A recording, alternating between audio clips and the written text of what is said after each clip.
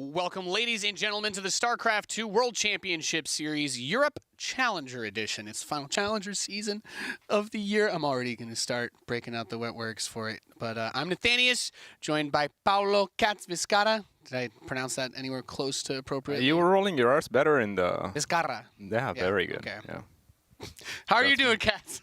I'm doing fantastic. How are you, Nate? It's good to have you here for Good WCS. Yeah. So, Happy to be here. I like your scarf. Thank you very much. First thing we talked about today is I'm just very self-conscious about my very distinct lack of style, but thankfully Katz will be here to bring that. We've also got Cole Tarrant. He's going to be joining us for his first WCS show today, later as well. But we are here for Challenger, which means we get to do all the fun things like let you know how does Challenger work. Well, we had players qualify from all over Europe. We had the ladder qualifiers. We had regular qualifiers. We had players get seeded, and we are going to go through with our 16 players in our group stage, and it is going to seed into a wonderful bracket, and then we're going to have that wonderful bracket play out, and we're going to find out the champion of Europe. It's going to include some seeding for WCS Fall, which is going to be Montreal. It's going to be very exciting times. Very excited for that tournament, and then we're going to pull that.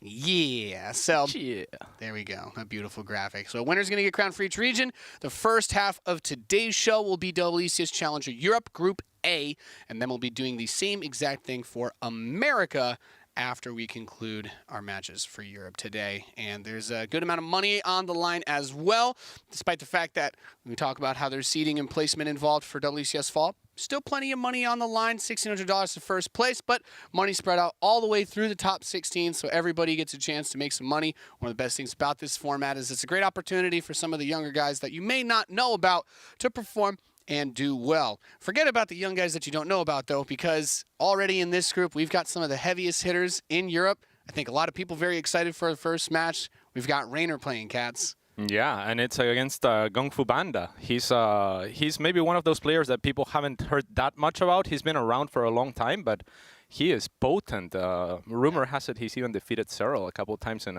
macro games. Oh my goodness. On the ladders. So. I was going to say, he's most known for his name looking like GunGFuBanDa, for sure. And then after that, we're going to have a laser and U-thermal. Really just a group of S-class Europeans. Mm-hmm. I think GunGFuBanDa is probably, I mean, you're saying things like that, and you're getting me a little bit curious now, but I think he's probably the odd man out. I would say he's the underdog.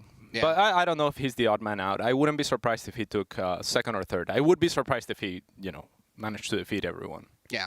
I think there's been a bit of a question maybe around, like, a laser is a player that I see is, like, should be able to get second place here as well. But I also then boil it down to how good U-thermal's PvZ is, at least for, like, Reynor, talking about, like, weaknesses, mech from Terran, from the most recent tournaments as well. But we'll see. We're loading in. This series is going to start off on Thunderbird.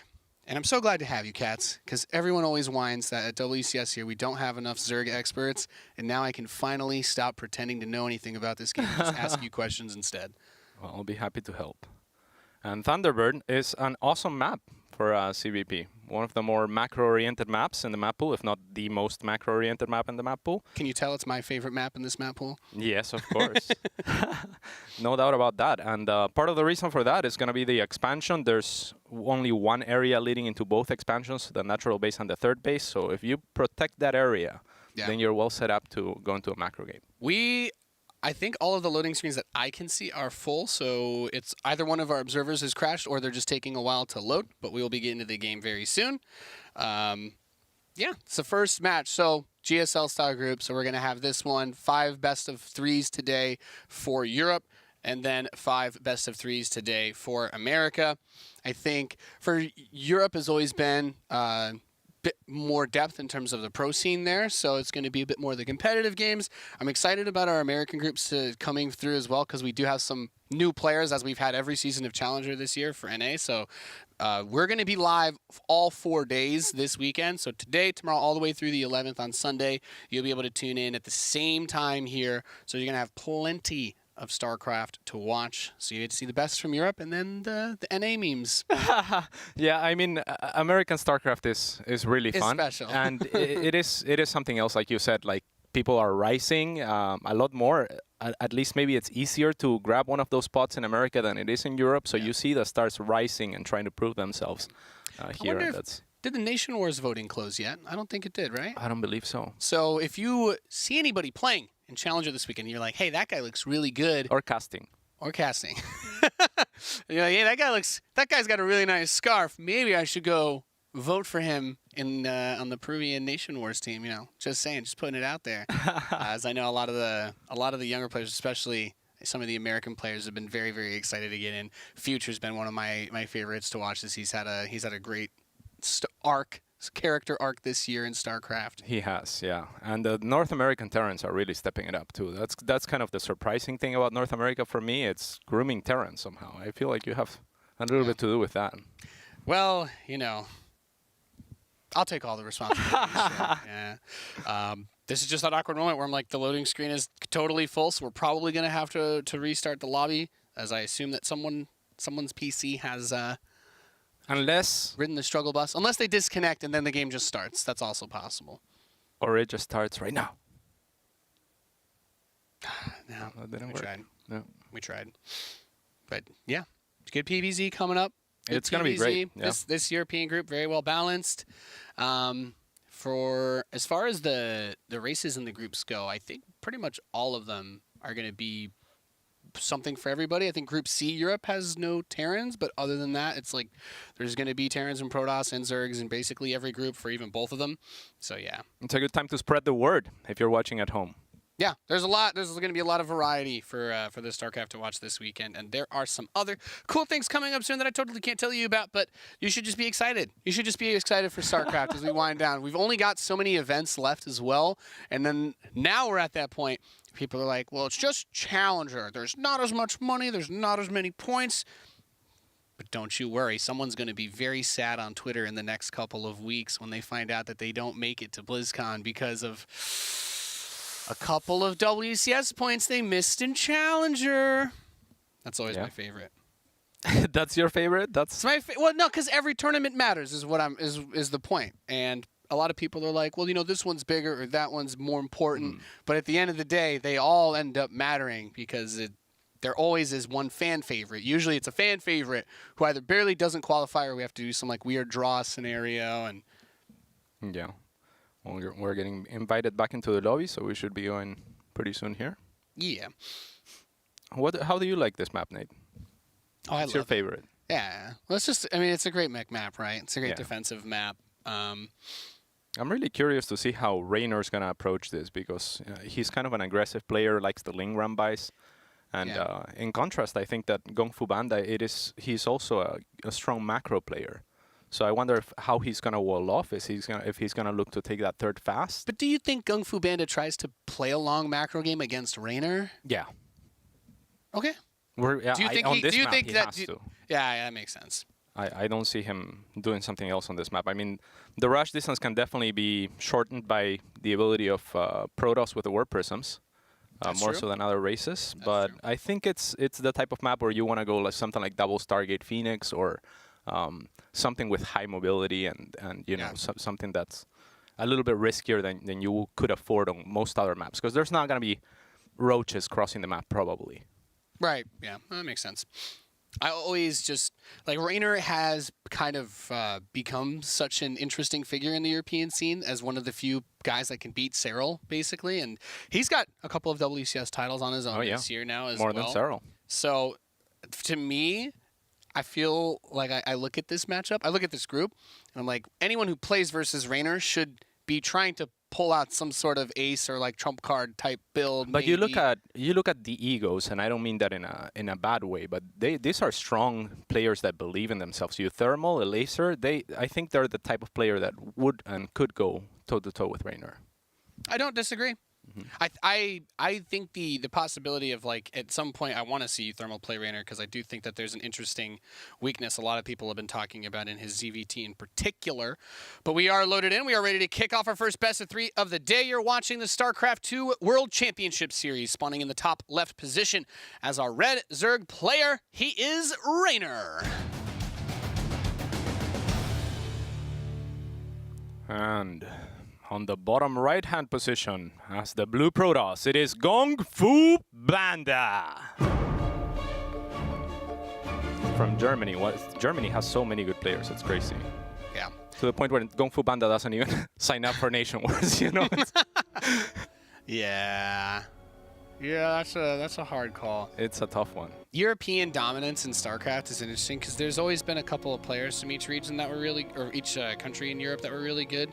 But we had like that period of time where it was all about the French connection, when we had Marine Lord on top of his game. We had guys like Lilbo doing really well, and there were a few other players that were really solid and rounded that out nicely. Stefano, obviously. Clem Rising at that point. And now it's become a bit more, then things turned a little bit towards, like, Poland just had a lot of really good players and still does. But we've seen a little bit of a drop-off from, like, you know, from Nurcio and such. And then, of course, Cyril is very good from Finland, but Germany feels they've got, like, some of the strongest range across the board with their players in Europe these days. Yeah, I mean, if you look at the Nation Wars teams, the three-man cell that could be Germany's, you know, they could compete with Korea, I think. Yeah, some very, very talented players there. Anything of note? If you see anything that jumps out to your heart, of course, it's still very early in the game. I think the wall-off is the first thing to take note of. This wall-off would be easily abusable had Reynor gone for something like a 12 pool, but again, this is a very, very large map, so the wall-off is... I was wondering whether he would wall-off his natural or at the third. And this is kind of just make it so that GunGFuBanDa can have access to 3 bases very early on. And I still expect something like a double Stargate opener or something like that. Okay, and he did send the probe to scout out early, so he does have an idea of what's going on. Sees the timing of the Zerglings. There's the first Stargate booting up as well for GunGFuBanDa. Interested to see. I love double Stargate play, so I'm trying not to talk about it as much with you because then, as fortune would have it, I won't get what I want. Yeah, that makes sense. There will be an Adept made just to scout and a Stalker to deny information, but again, this is the type of map where there's probably not going to be much happening for a little bit.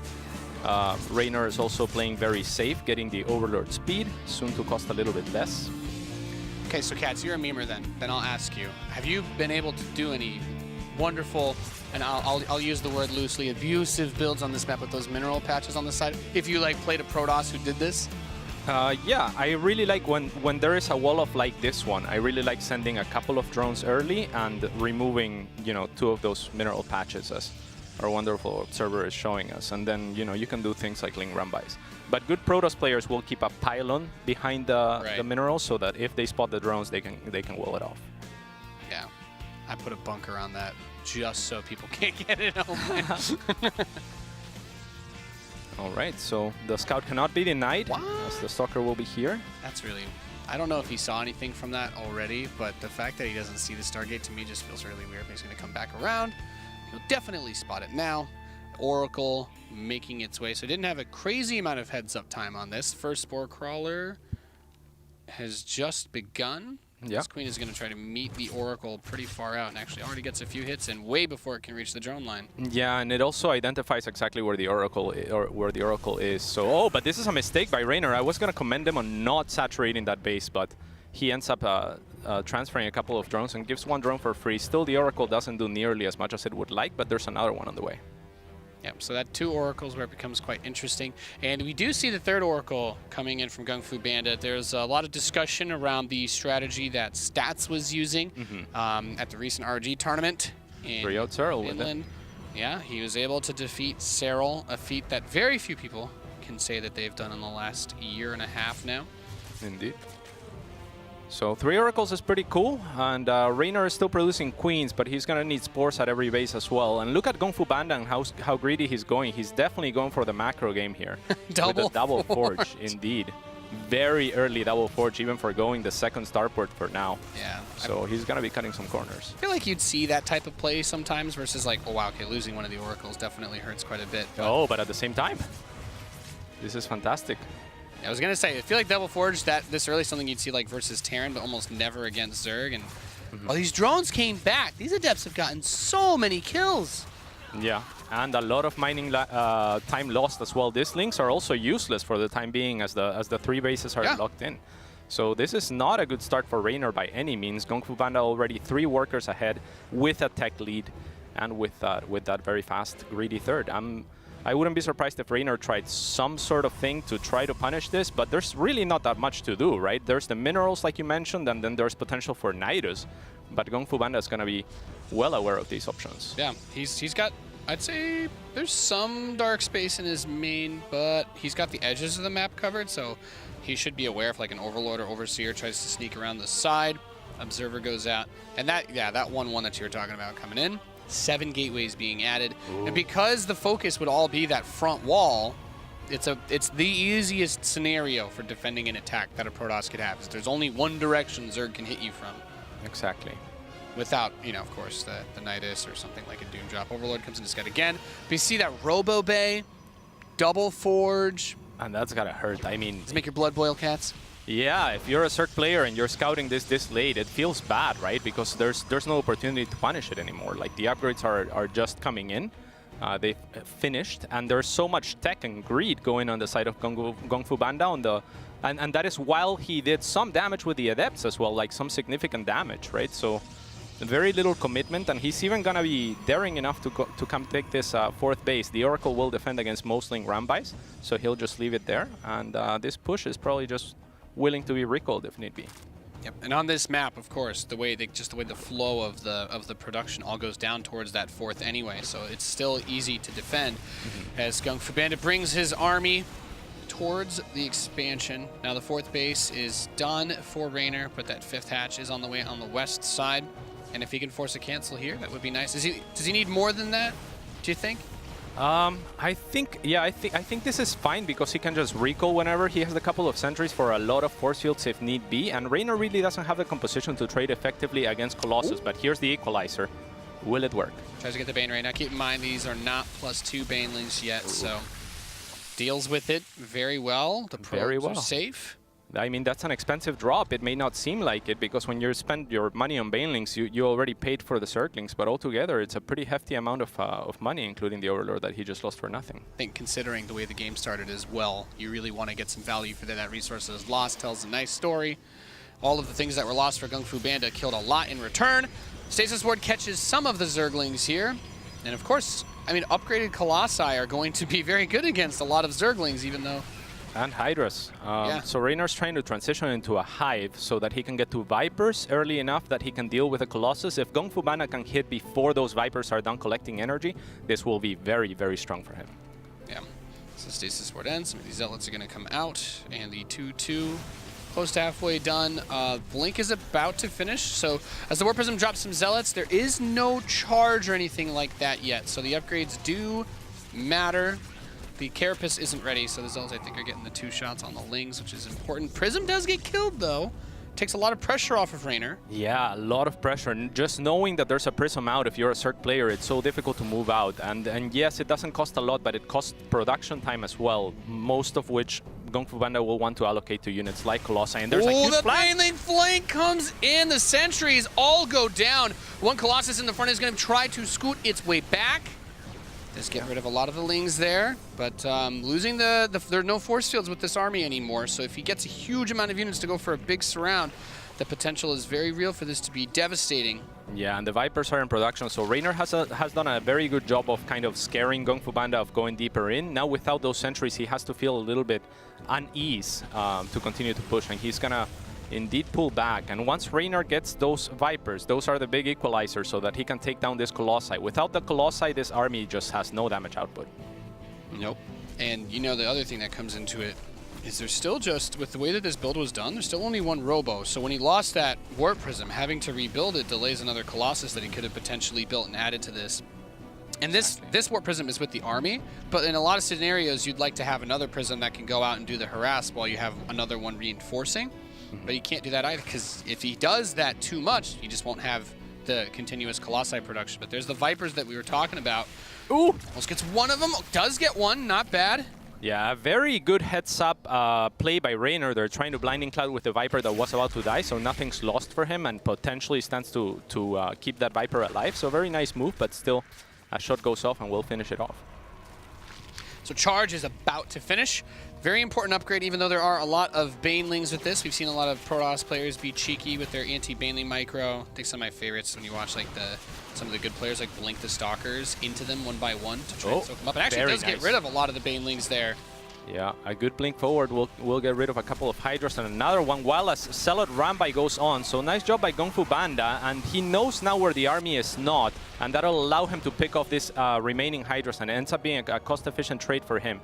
Now, GunGFuBanDa should anticipate that Reynor is maxed, and I'm not sure that this is the push that he wants to go for before he gets all his pieces in play. But just as we say that, the Storm arrives, and now he's looking powerful. It's very important. He's added double Stargate as well, and a Fleet Bacon coming back. Dark Shrine, 3/3. So GunGFuBanDa is still thinking about the long game here. He's not necessarily going to try to force it in this scenario. Yeah, he's done a very good job of denying the 6th base consistently. He's going to do it one more time. I almost want to let that hatchery go up. So you can get the kill on it. Yeah, or the cancel even. It's a little bit more money. A lot of Banelings spent for those Zealots. Good control from him. He's got a lot of units to work with variety-wise in the army. Gets another 7 drones. Quite a few of them actually just one hit away from being killed. He's also been able to clear out a lot of the creep spread with how much presence he's had on the map. These Zerglings going to try to go for a cheeky run by. Love those cannons. Yeah, and there's still stasis ward sounds I'm hearing of them being triggered everywhere. So having the positional support with those abilities on the map is really nice too, and just getting rid of these Banelings, so nice. Yeah, he's doing really a really fantastic job, GunGFuBanDa, so far, but it gets scary for Protoss as the game progresses because Zerg has such a good late game toolkit. That said, Reynor is going for Lurker then and the Greater Spire at the same time, so this might be an opening for GunGFuBanDa to do something. Yep. He does have the Gravitic Drive upgrade, so that Warp Prism is going to be able to move very fast to reposition if he needs it to. It's just above that northeast expansion right now, so these Zealots come in and poke. The Prism does try to do something, or I think he just abducted it. Yeah. So that's a really good pick-off for Reynor, because we talked about the pressure. It's mostly just been coming in off these Zealot run-bys on the west side. Yeah. Identifies that his Zealots are hiding and basically says, I'm going to push with my army if you want to get rid of those Zealots. Big Banelings coming in. Coming in on that base, trying to pull some of the probes away. 11 of them dead so far. They are going to get one shot. Oh, no! Oh, no! Oof, oof, oof, oof. Oh, he just, stopped looking for a little bit there. This starts to get, I'm a little bit scared though, Paolo, now, because that main should be starting to dry up. The natural doesn't have too many resources on it, so that 4th base getting hurt, it's going to cost a lot to rebuild all the probes for that, especially now as he transitions into carriers, so you want to make sure you have a bank. Yeah. But the lack of the 5th base for GunGFuBanDa is going to become a huge problem as 1 or 2 of those geysers run out. Like his ability to reinforce this army is going to completely collapse. Yeah, and his priorities have clearly shifted. He was trying to get that base, and Reynor's looking to deny it. That's what those links are going to, is to try and deny the base that he's not even trying to take, and that's because, like you mentioned, the probes are gone, so he still has a 4th base to saturate. Yep. Now the Zerg army gets scarier and scarier because you had those Vipers we were talking about, but 9 Lurkers, adaptive Talons being researched. Oh, these DTs though. Right. Don't poke at any. Oh, Reynor, what a keen eye. And he tries to go, he's going to try to throw the first Hail Mary of the football season this year, Cats, but I don't think that one's going to be able to hit the mark as the Overseer is already there. That Observer, extremely precious. There's still an Oracle alive, but it doesn't have energy, so no revelation possible for the Lurkers. Observers die very, very quickly. You have to be super careful. Oh, Great very feedbacks! Nice. Amazing feedbacks, and that's going to put an end to the Vipers. This might be the opportunity, except that there's so many Lurkers, and like you said, only 1 Observer makes this push very difficult for GunGFuBanDa. I don't know how this happened, but he skilled 15 drones somehow during all of this. What a guy. What a beast. Never mind. DT was a good throw. Yeah, it always is. So he's got that Prism by the natural. Would have loved if 1 DT kills a Greater Spire. I'm like, yeah, I mean, he killed 2 more Banelings. Does he have the tools to deal with carriers right now? There's only 20 Hydras with Storm support. Yeah, these carriers are actually quite scary. Yeah. Yeah, he needs to zone off the ground army really hard with those Lurkers so that he can deal with the air army with the Hydras alone. But as it stands, GunGFuBanDa with a very strong push, and this is gonna be very difficult for Reynor as the storms rain down onto the Lurkers and the Banelings alike. Yeah, no, this is really hard. That Observer, I'm sweating watching it fly forward like that. But yeah, the Lurkers are not in a position to deal with this. The Banelings do come up. Stalkers blink back. Colossi are mostly still alive. Going to abduct one of them with a carrier. Second Colossus does drop down, but now I start to say, when we talk about PvZ, there's no bank for Reynor anymore. Look at the army value tab. It's very much in the favor of GunGFuBanDa, but a lot of units pushing up. Oh, that was a big mistake. No storm left. He might have to recall here. He's out of interceptors as well. So the mothership is, he actually doesn't have detection. The mothership is cloaking the entire army, which is really hilarious to watch. There it is. Zealot reinforcement comes by and then turns 360 degrees and walks away. Oh, heartbreaking. What an overextension. Just going up the ramp before the carriers are there for support without storm, with units that already took all the damage onto their shields. And still no 5th base for GunGFuBanDa. Oh, this is heartbreaking. He's still ahead in supply though, Nate. Yeah, he killed a lot. He did kill a lot of the economy. Income tab looks about even, but there's that northeast base for Reynor's. It's got a little bit more resources on it than the expansions of GunGFuBanDa, and the hatchery on the left side is still up. So now he's like, okay, well, we need to get another probe, couple probes out there. Oh, DT nice snipes that base. Wow, really well done. Yeah, he's all over the place with these.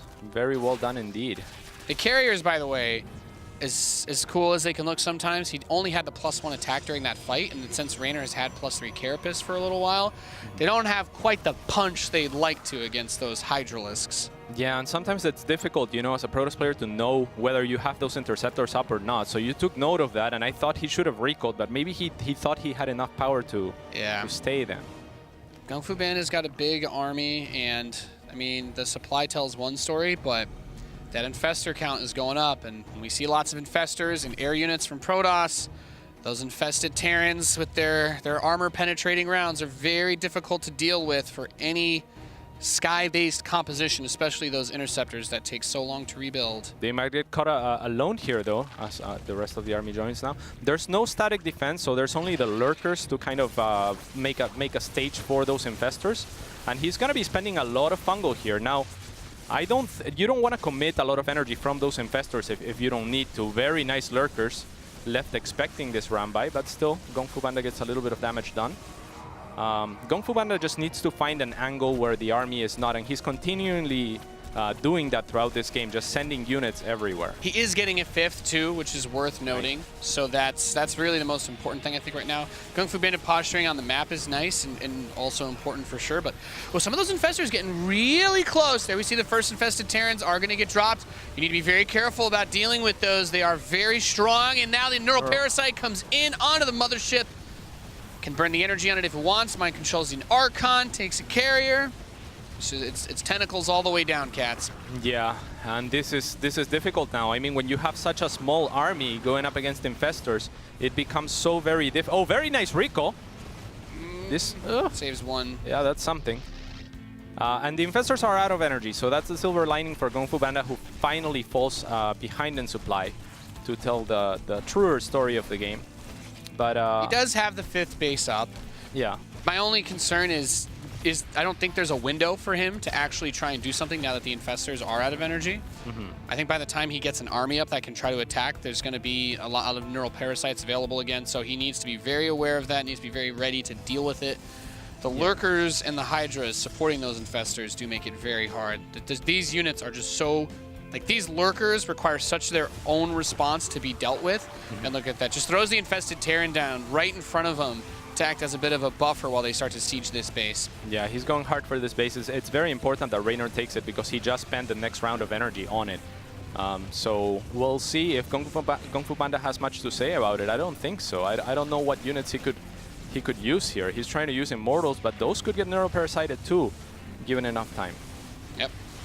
And that's just the tricky thing. He did burn through all of the energy on the infestors again with that last wave of infested Terrans, but I don't think there's necessarily enough as far as the carriers go. He has to be able to kill all the Hydras, and another round of infested Terrans are going to get dropped, and those rocket launchers are going to blow these carriers to pieces with the Hydralisk support. The interceptors are dying very quickly. Lurkers are still alive, so everything on the ground is still going to die, and Reynor completes the comeback. GG, game number 1 in his favor.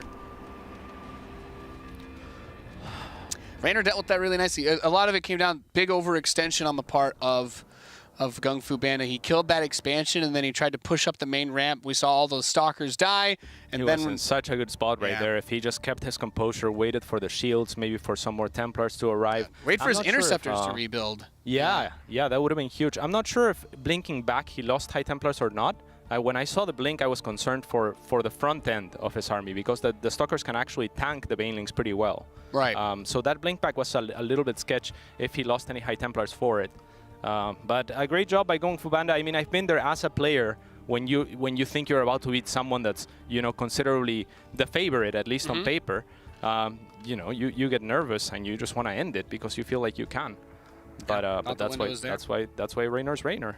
Yeah, it's really. I mean, he did a really good job, but the 5th base, Reynor did a good job of denying that, and GunGFuBanDa didn't take the 5th until way past when he should have. Like, if he had been able to take it as he's making that push, then I think it's a completely different story. But starting it after the attack gets shut down, after you lose your carriers, the probes at the 4th. Yeah, and then all of a sudden, Reynor's like, well, now I have a bunch of gas, and I'm going to move into infestors, and once I have infested Terrans, your air units are completely worthless. So yeah, at that point, even I was still worried for Reynor because there were patches where there was no creep, there was no static defense or anything to anchor for the infestors. So it was still a difficult game for Reynor then up until the point where he gets another Parasite and there's just not enough Protoss units. He did a really good job of keeping the lurkers alive too. Like for the units that he built in that stage, he didn't lose any of them other than like Hydras and Lings, the most replaceable of his army composition. But I think at some point, if those carriers, before they die, are able to get rid of the lurkers, then the Zealot run by, like on the left base, becomes more of a thing, and then the infestors, without that energy, becomes more of a problem. But since he always had the lurkers to anchor down the army, it was very, very difficult for GunGFuBanDa to actually do harass past that stage. Yeah, and some of those plays that he did to save the lurkers were very, very good, very heads up. I remember there was a push where there was enough Zealots that they would have killed 3 lurkers, and Reynor decided to unburrow and pull back, and that's just such a difficult decision to make, because if you don't unburrow them, then they're going to do a lot of damage to the Zealots, but he, like you said, opted to keep those alive, those very important pieces. Yep. So we're going to Acropolis for the next game. Another great defensive macro map. Yeah. I mean, this is probably the type of map pool that GunGFuBanDa thrives on. I think he did a very good job last game, but we'll see if Reynor is looking to kind of mix it up and maybe, you know, capitalize on that, because he got away with too much. He certainly won't be able to use his starting wall to cover his 3rd base. And if he did, I'd be very, very surprised. Yeah, I don't think that's going to be happening. So we'll see how GunGFuBanDa takes it. Maybe he will try for a timing attack on this map or something of the likes. Yeah, well, I can see that. Acropolis is one of those maps I think you still see decent little bit of Nidus play on as well. It's a fun map. The middle areas get very interesting in the late stage as we are loading in. Hope you guys are having a good day. It's our first match here for WCS Europe Challenger. For WCS Fall, of course. Plenty of StarCraft action coming your way over the next 4 days as we build everything up. I think the finals for this season of Challenger are going to be in like 2 or 3 weeks, a little bit towards the end of the month, and then we'll be going into Montreal for WCS Fall on September 6th, if I recall correctly. That's going to be great. Yeah, so lots of StarCraft to look forward to. And then, GSL versus the World is next weekend as well. Very hype. Starting very soon. That's going to be sick. That's going to be awesome. You know what else is awesome? Our player in the top left. Trailing 0-1, he is GunGFuBanDa. And arguably more awesome on the bottom right-hand side of the map. It is the Zerg player, Reynor.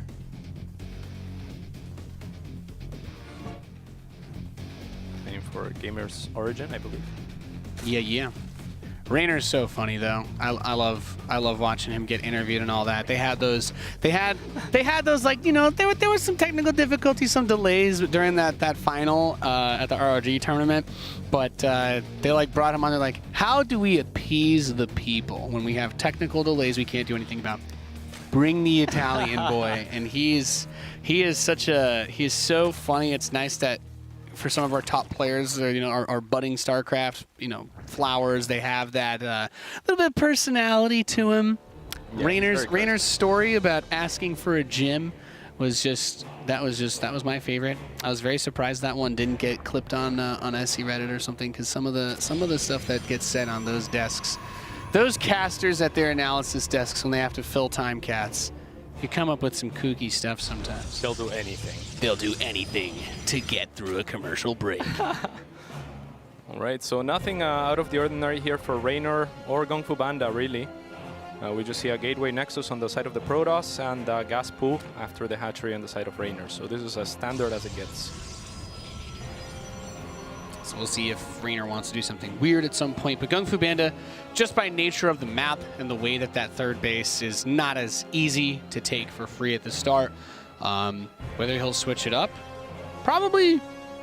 I think most Protoss players, or at least a lot of them, should probably still be thinking a lot about that 3 Oracle opening. So I expect to see Stargate, but if he wants to do something weird, There it is. nice. Jersey of Stargate. So we'll see if he opens up with the Oracle. We'll see if Reynor also follows up with that Overlord speed. I mean, that's the safe way to go about things. He did it, and it kind of worked out for him. Yeah. So we'll see if he goes again. It's my favorite thing about StarCraft, though, is that it's a lot of it also comes down to what you're used to as well versus what's good. And if everybody's doing this, I'm waiting for the moment where, like, maybe we get to Montreal, or maybe it happens in Challenger. You know, anything obviously goes. But to see a player like Reynor or Cyril, after playing against it enough, like, find something that just makes it look bad. You know what I mean? Like Absolutely. that natural rotation of the meta where it's like, this build, yes, it was good here, but actually once I played against it enough, I found out it has this very specific weakness, and then boom, everyone all of a sudden will stop doing it. Or maybe it'll just be a new staple. It'll be the new Archon drop. Who knows? Yeah, I mean, the wonderful thing about Protoss builds is if once you get enough of them, then they're just in your arsenal, and, and then mixing it up is one of Protoss' strengths, just by nature of the race being so tech heavy. So so I like to see this type of build come in, because even if they fade out, like you said, and they usually do, it becomes a thing that you can go back to as a Protoss player later on. Yes. Yeah, I like it. Watching good players micro oracles is always a treat. Yeah, like, it is. Whenever I play Protoss, I love building them. But they never work like when you're watching a pro do it. Yeah, they're very difficult to make work, actually. A lot of that has to do with the so-called bug of the Oracle and how it works, right? If it shoots twice, and then if it kills a unit, the next unit takes double damage.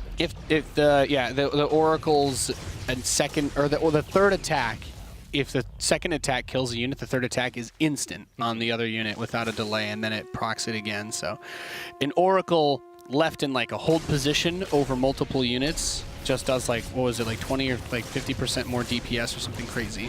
Yeah, so it's insane to deal with Zerglings. Very good at picking off drones. You know, if you can control them, I also struggle. So the Warp Prism is coming out, though, so we're not seeing this huge commitment to multiple Oracles this time. And he's going to get the Temple Archives behind this, too, with a pretty early charge. So maybe this is like Archon drop with, like, maybe 4 Zealot Warp in with it. Yeah, there's 2 more gateways being added right now, so we'll see. And more, now 4 to go up to a total of 6, I believe. No, 8. Is it 8? He's at 4. Yeah, he's at 4 right now. He's going up to 8 gateways on 2 bases. That's a lot. So we're probably going to see something like Charge Load Archon here. Does start up a 3rd Nexus as well. But the potential for that to be a fake out is also real. Yeah, I think he wants Reynor to probably scout this 3rd Nexus. Here's the Archons, and he's gonna morph those right away and try to apply some pressure, so that Reynor forces out units where he wants to be droning. Reynor already well positioned with the Queens, though, waiting for this to come. Yep, and he's got Roaches coming out. Roach speed is on the way, so he's going to have a good buffer. And it's going to be very difficult for him to do something like just warp in a ton of Zealots with this, since the Queens are looking for that Prism. Immediately gets a couple hits off on the shields of it, and that's just going to make it hard to do anything. So these Zerglings come out. They're going to see this small move out. Yeah, and that's so very important. I mean, Zerg is the type of race that just thrives off of the economy, right? Like, they can make so many drones if left unchecked. So just delaying the entry of the Prism is so huge. But now we're going to see GunGFuBanDa commit hard onto these charge slots as Reynor manages to somewhat get in, but the Oracles are going to be there. And let's see if this is going to be enough. He needs another warp in. There's a lot of charge zealots here. Another warping of them is going to I don't like happen. this commitment. Archons are shooting overlords right now. Oh, no. I mean, they can kill them for sure, but if the zealots are just going to fight roaches, they're going to be riding the struggle bus. Yeah, absolutely. I think that he could have waited for that. Oh, maybe this is why. Maybe he was trying to make room for that adept to do some damage. But yeah, like you said, the Archons really not shooting what they wanted to shoot. I doubt that he was looking at them. He was probably looking and trying to micro the adept while that was going on. So, so the zealots kind of run into the roaches. That's what zealots do. They run into things, and they are good at that. They are very good at that. And the roaches kited them in such a way that basically Reynor took 3 different engagements with the brunt of his army against, 3 different pieces of GunGFuBanDa's army. So that's not going to pan out well for the Protoss player. And now the roaches want to try and apply some pressure back the other way. There is an Immortal. There are some sentries with a few Archons, and second Immortal is going to roll up. So it's not an impossible hold here, but that is a lot of roaches for Reynor. And if he can get a couple of biles onto some key force fields, maybe there's some opportunity to kill this third base. I'm not entirely sure. Yeah, and this is going to be a difficult position for GunGFuBanDa to retain. I think that Reynor would like to make a few more Ravagers maybe to try and kind of just siege that position where he has access to killing Nexus or a choke should those units come through the choke. But instead he decides to retreat. He decides he's done enough damage by virtue of defending the attack, and he has. And we'll see what he does. He already has a saturated 4th while taking a 5th. So this is looking great for the Italian one there. Yeah. See, this is what terrifies me, because GunGFuBanDa, everything came up aces for him last game, and Reynor was still able to grind that one back. But now Reynor he's in his final form. Yes. And he's feeling good. He hasn't really had any serious setbacks in this game. He's got everything he could possibly want. Now he's moving into his hive. Lurker Den is almost ready, and I'm sure we'll see him get Adaptive Talons as soon as the hive is done with that. But GunGFuBanDa doesn't have that easy-to-take 4th that he would have had on Thunderbird, and certainly not looking to get a 5th anytime soon. So very curious to see how he's able to make this one work, because once he tries to get out on the map, one of the other things that Reynor's famous for is his move-outs. Well, that's a start. Only that last force field was a little bit off, but gets to pick off some roaches for free. And the good thing that GunGFuBanDa has going for him is a really strong core army. Reynor is still transitioning very greedily on the back of knowing that his army was just threatening GunGFuBanDa, and that GunGFuBanDa probably shouldn't or doesn't want to move out that far. As we say that though, GunGFuBanDa is posturing to the middle of the map and maybe just threatening a little bit, so Reynor will be forced to make some more units perhaps than he would like. That hive is almost done though, Nate. Yep. And +2 with Hydralisk Ranger coming in. We got some roaches patrolling in the main by the sports so that he has everything covered. Once that hive is done, 4 lurkers being added, plenty of hydras. Reynor is maxed. And now he's going to start up a spire, some more spines, some more spores. And there you have it. So the lurker upgrade is coming in, up to 7 now. And this is going to be a very difficult army to break. There's no easy way to put it here. GunGFuBanDa's got his work cut out for him. Roaches are going to try to hit the northeast while most of the army is south of the 3rd. You don't want to waste storm on those because it's such a small subsection of the army and you have the means to deal with it. So GunGFuBanDa... It's baited. 2 Immortals on themselves! Shield battery saves 1 of them. A storm is going to hit just 2 Hydralisks, but the lurkers are in position now, and that's where things get tough. Cats. Yeah, I feel like he could even move a little bit further up to try and take that choke that we were talking about. Now the army is well covered by the lurkers, so it's going to be very difficult for GunGFuBanDa to break through this. Revelation goes on all of the lurkers except for 1. It's a really good Revelation. If he can get on top of them, he can't kill them. There are a good number of Immortals here, so GunGFuBanDa able to clear up some of them, but okay, he still keeps the Observer alive. That's very important. So he's got that Fleet Bacon finishing just off of 1 Stargate, so just maybe thinking to add a Mothership with this army, but don't know if he can counterattack here. He's getting a bit bold. Yeah, I mean, he probably feels some pressure to do something after clearing those lurkers, as they are very core units, but yeah, no, he's dead. Yeah. GG.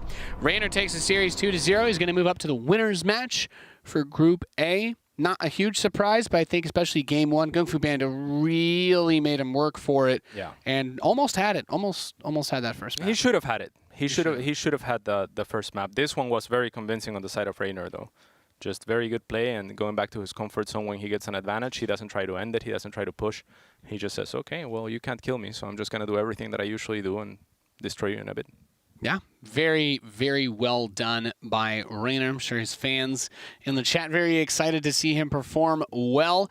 That does it for our first series of the day. Coming up next, we got a Terran versus Zerg. Ladies and gentlemen, get ready. It's going to be Euthermal versus a laser. You're watching the StarCraft 2 World Championship Series Europe. We'll be back in a few.